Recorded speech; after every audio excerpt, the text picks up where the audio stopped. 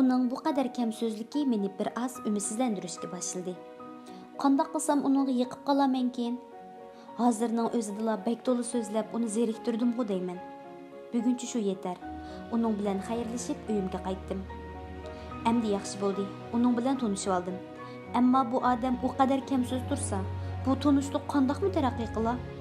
Qandoq qilsam uning pisantiga erishaman? Bu taraflarni o'ylaganimda g'ash bo'latdim. Endi uning haqida ko'proq uchur igilab, uning bilan yaqinlashishning yo'llarini topmasam bo'lmaydi. Birdilla uning bir bo'g'imi kesik chimchiloq barmoqi yodimga keldi va vujudim nimanindir taptidan erib ketayotgandek bo'lib ketdi. Demak, rost ekanda, deb o'yladim ixtiyorsiz holda. Uning uchidagi bir bo'g'imi kesib etilgan chimchiloq haqida eqib yurgan bir hikoya bor edi. Aytishlaricha, bu odam hech qanday sorun yoki ahvol ostida uyg'urcha so'zlayotgan bo'lsa-la, xanzo degan so'zni ishlatgil unmaydi ekan. Aksicha Xitoy deydi ekan. Uning bu haqdagi izohi aqlga bek uyg'un. Ammo yanila uning deyishicha xanzo degan so'zning uyg'urchasi Xitoy edi. Shunga u uyg'urcha so'zlaganda Xitoy deb ishlatadi ekan. Xitoycha so'zlaganda xanzo deydi ekan. Uning rejisi shu edi. Ruslar Xitoy deydi, inglizlar Chinese deydi, turklar Chin deydi, uyg'urlar Xitoy deydi. Bu nihoyat normal ahvol. Hech bir rusni, inglizni yoki turkni xanzo deysan deyalamsizlar? Nemishki biz tilimizdagi tarixdan beri qo'llanib kelayotgan so'zni almashtiramiz. Bu shart bo'lib qoldimi? deydi. U hatto so'roq ustidami Xitoy deb so'zlab ekanmish, haydisi unmabdi. Ular bu ishning ilmiy asoslarini tushuntirib turibdi. Agar biz ularni o'zining atig'ini bo'yicha atishimiz kerak bo'lsa, ular bizni o'z atishimiz bo'yicha atsin. Veyvor demisin.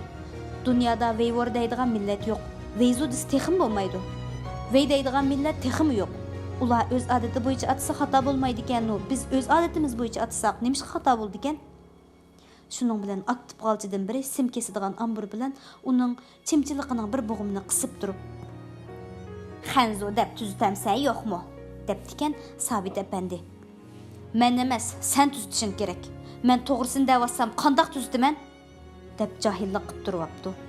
Ambur jonni qaqshatqudek qisilibdi. Yana so'rabdi. "Tuzitamsan yo'qmi?" "Xato tuzitiladi. To'g'rini tuzatsa xato bo'ladi" deb beribdi.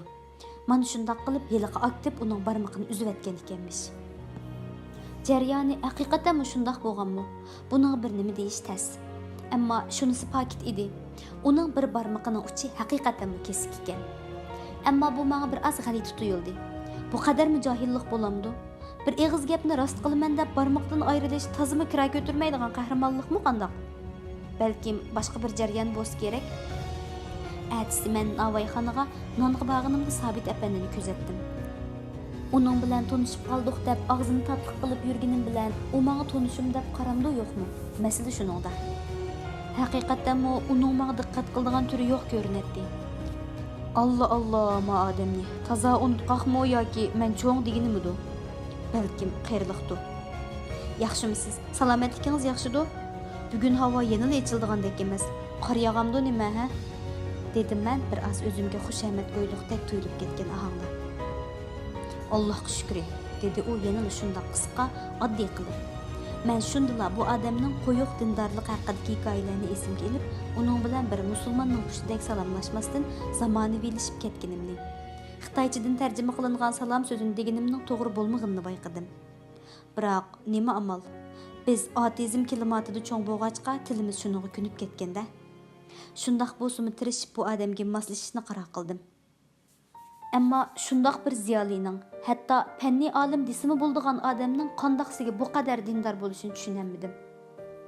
Chunki ayni vaqtdagi engimda din barliq xurafiy qiliqlarning umumiy atilishidek bir xil tushuncha bo'lg'achqa, ilm-fan sohasida yetishgan bir ziyolining bundoq bema'niliklarga ishonishi mumkin emas edi. Atganlik salom soatimiz ashunchalik bo'ldi. Ko'nglim qanoat topmadi-yu, nima amal? O'zimni aldirab turayotganning ustiga bu odam ashundoq kamsiz tursa. Oqshomda aslida non ilishga chiqmaydim. Ammo Sabit apandi bilan bo'lgan tanishligimizni yangilab turish ehtiyoji bilan Navoiyga keldim. Navoiy bilan birdam ahvollashib, Sabit apandi bilan hol ahvollashishning obdarroq fursatini kutdim. Keyin ostila o'tunxona oldiga berib, "Assalomu alaykum Sabitka" dedim. o'zimmi sezmagan holda bir xil yaqinlik tuyg'usiga cho'mildim. Sabit apandi bir daqiqa taajjub bilan ko'zimga qaradi. Bu vaqt shunchalik qisqa bo'lishiga qaramay, uning taajjubining mening salomlashish usulimdagi o'zgarishga qaratilganligini ko'nglim to'ydi. Şu an uning naqadar zerek odamligini, ko'rinishidagi qo'polligiga qaramay, dilining naqadar to'yg'un va nozik ekanligini his qildim. Normaldagi do'tlikumga qolsa, men undaq inchik taraflarni his qilib yetgudek to'yg'un emas edim. Ammo bilmayman. Bugun to'satdan ana shundaq zillishib qolganimni g'uva his qilib turib. Va alaykum assalom va rahmatullohi va barakat. Uning qizg'inligi bilinib qoldi. Qandaq ahvolingiz aka? Aminmanki, bu so'zimda qilcha xushomat, yasalmalik yo'q edi. Bu mening ko'nglimga qandaq ayon bo'lgan bo'lsa, Sabit apandimi buni shundaq holatda tushunganligini ko'nglim tuyib turadi. 6-sezgum desammi bo'ladi. Allohga shukr, tenim toza, dedi u. Amdi yana nimalarni deyishimni bilolmay turib qoldim. Har qachon biror suhbat oramizda ro'y beradi deyilsa, bu cho'qim mening tashabbuskorligim bilan bo'lganligini bilatdim. Chunki Sabit apandining xususiyatidan olganda u faqat suhbatni oxirlashtirish qilib yaraydi. Hech qachon gapga o'chilmaydi. Hech kimning sirlariga, oila ishiga, xizmatiga qiziqmaydi yoki shundaq pozitsiyada bo'ladi. Balkim qiziqsimi, uning kam so'zligi uni buni so'rab yurishiga uyg'un kelmisi kerak. Kundalik ishlaringiz bek ko'pmi? deb so'radim va bu savolimning bir oz g'alitligini sezib, darhol uni yopib solishga tirishdim. Ya'ni yashingizga ko'ra eg'irchilik tortib qolgudekmi, vaqt chiqarib boshqa ishlaringizni qilgudek orliqlar bormi demoqchi edim. Ha, yo'qay. Mana ko'p chog'larda bekor desammi bo'ladi. O'zimmi ancha ish eg'ir kelib ketadigan nozuklardan emasman, ko'rib turganingizdek. O'g'o shu ko'rib turibdiman, ko'z tegmasin. Ya'ni men demoqchimanki, siz bilan mungdashqim bor edi. Shuningga vaqt chiqara olammi deb ko'ngil bo'lgunim. Bu so'zimmi bak g'alit edi. Aldirab to'liqildim.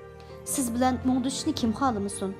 Har bir xohlag'uchi bilan mungdash qilib tursam, desingizmi haqliqsiz, biroq u mening nimishga mangdab ketayotganimni o'ziga xos chechanligi bilan sezib bo'lgan edi. Uning psixologlarga xos kishining ko'ngildagini o'qiy oladiganligi haqida mujiq gap so'zlab eqib yuradi. Bak ko'p ilova izohatlarga kerak yo'q inim. Men sizni tushundim. Siz shu mening bu mug'urdanqimdan qo'rqib ketyapsiz. Uncha ola emas. Nima deganingiz bo'lsa davering. Degan bilan biz tanishib qoldik emasmi? dedi u. Men uning tanishligimizga haqiqatan jiddiy qaraydiganligiga ishonolmay qoldim. Ammo u saxtipazlik qilmaydi. Chunki bundoq qilib erishiladigan hech qanday manfaatmi yo'q.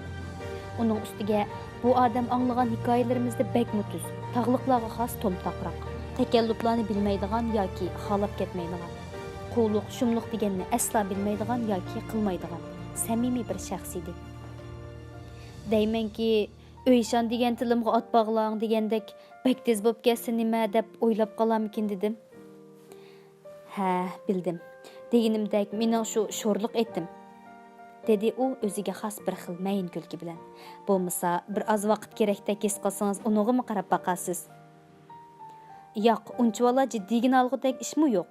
Bilasiz, sizning hayotingizga malla emas, hamma odam qiziqadi emasmi? Bundaq bir omadga shuncha xalq orasidan men noil bo'lishim mumkinmidir deb o'zimga ishonolmay qolman. Tushunaman, yozuvchi degan shu. Havaskor danga. Men texi amdili mushsabga qadam qo'ygan bir havaskor. Shunga nini pish qadam yozuvchilar cho'qim sizning hayotingizga qiziqsa kerak. Shulardan eshib menga qiziqudek nim bo'lsin. Mening hayotim odatdagi bir Uyg'urning hayoti. Alohida bir farqi bor deb o'ylamayman. Ha, yana biri. Siz degan pish qadamlar menga sizninkidek bir qiziqish ifodalab boqmadi. Bo'lmasa ba'zilari bilan billimi bo'ldik. Turmalarda, emgak lagerlarda shundaqmi? Ha, to'g'ri, undaqmi bo'ldik. Bugunchi bo'la deganlarni ko'nglimdan kechirdim. Bu mening o'ylaganimdan ko'p ilgarilab ketgan bir yaqinlashish edi. Shunga o'zim haqida tozimi kanudek bir nimikan, choplashib olsa qutulmoq tas degandek bir ta'sirat tug'dirib qo'ymaslik uchun xo'shlashmoqchi bo'ldim. Ishingizdan qo'ymay, meningmi kechda ozroq ishim bor edi. Bir kuni men sizni avor qilman, balkim ata. Bilmayman, siz dedim. Alloh xolisa. Mana shundaq bo'ldi. Bu yoqqa o'tibla xo'shliqimdan diranglab ketdim. Kuzning bu kechquruni menga xili illiq tuyuldi. Үрümçi asmanida doimiy laylab turadigan, kirlishib ketgan bulutlar hilimi laylab yursimu, bulut aralaridan ko'rinib turgan ko'k osmon texmi muhtaram va suyimlik tuyuladi. Balkim bu mening kayfimga munosabatlik sezimmi? Uyga kirgandan keyinmi o'zimni qo'ydigan yer topolmay qoldim. Sabit apandi haqida tarqalgan hikoyalarga qaraganda, bu odam bizdek yoshlarning ko'zida bir ma'bud o'xshash edi. Bu so'zimning naqadar xato ekanligini keyin bildim. Sabit apandining o'gitishlaridan keyin bildim. Bu mendeklarning qo'li yetadigan yerdagi birisi emas ekan. Amdilikda men uning bilan tanishib qoldigan bo'lsam, karomat ish bo'ladi-da. Agar uning hayoti haqida bir kitob yozib olsam, bu hududi yo'q bir sharaf emasmi? Uning haqida tanishish, yaqinlashish, mungdash bo'lish deganlarning bakmi tez yoki faqatla mumkinsizligi so'zlanadi. Shuning uchunmikin men tanishqunimga yoki bu tanishlikning mungdash bo'lishga yetkidek saviyada ekanligiga texch ishona olmaydim. Bu o'zimdanmi qizg'angudek bir qimmatli narsamdek. Har o'ylasam ko'nglimni avundiradi. Endi men uning bilan suhbat elib berishning tartibini obdaroq o'ylanib olmasam bo'lmaydi. Bundaq bir ish osondek tug'an bilan suhbatdosh Sabit apandi bo'lg'achqa bakmi tez bo'ladi. Agar u bangi bo'lsaydi, birdam chekishib o'tirib, chandurmayli suhbatni izg'a solsam, haroq ichadigan bo'lsaydi, ikkromga qiqishib elib, bir oz ko'chilab qo'ysalar qizib ketadigan. Bu odam bilan tabiiy yo'sinda, ixtiyorsizdek bir shaklda chandurmasdan suhbatga sho'ng'ishning yo'li yo'q taklaydi. Shuning bilan qoldiki, faqat siz bilan suhbatlashmoqchi edim. Gaplashishga unamsiz yo'q. Bu tazimi taskab bo'ldi-da. Boshlavarsaqli davom olsam bo'ladi. Har qancha o'ylaganim bilan biroq qo'llanishga bo'ladigan suhbat boshlash yo'li yoki usulini tepib chiqolmadim. Ammo shunisi aniqki, uning hayoti bilan tanishib chiqishim mening butkul istiqbolimni, adabiy ijodiyat hayotimning kelgusini belgilaydi. Shunga qandaqlik bo'lmasin uning og'zini ochqizmasam bo'lmaydi. Uning bilan yo chekishib, yo ichishib o'ltirg'ili bo'lmag'achqa, muzikadagi dab unidek aradagi sukutlarni to'ldirishga bir oz aptapparas, bir oz badam, purchaq degandek narsalarni elib olib, ertasi oqshomda uning uyiga usibli kirdim. Assalomu alaykum, Sabitka, dedim yana. Bu so'zimning uningga yaqinligiga ishonch chiqib qolgan edim. Vaqtingiz bormi yo'q so'rabmi qo'ymay usibli kirdim. Ayibga buyurmaysiz. Men bu uyda yolg'izdanga. Shunga oqshomlari zerikib, birdam yerimdan paranglashib o'tiradigan ulfat izlab chiqib, siz tarafni ko'nglim tortib qoldi. Bu boshlanish o'zimga xeli yarab qoldi. Va alaykum assalom. Keling, bak tuz qilib ketmasingizmi bo'ldi, dedi u. Ammo bak xush bo'lib qizg'inlik ko'rsatdi deyolmayman. Ammo yoqtirmagandek so'q pozitsiya deyishkim bo'lmaydi. Nima degan bilan 50% ning ustida deb baholashga bo'ladi. Sabit apandidek bir odam uchun aytganda, buni hatto bekli cho'ng iltifotliq kutib olish demaymi bo'lmaydi. Malol qilib qo'yamanmi deb ikkilanmadimmi emas. Ammo yanila dedim.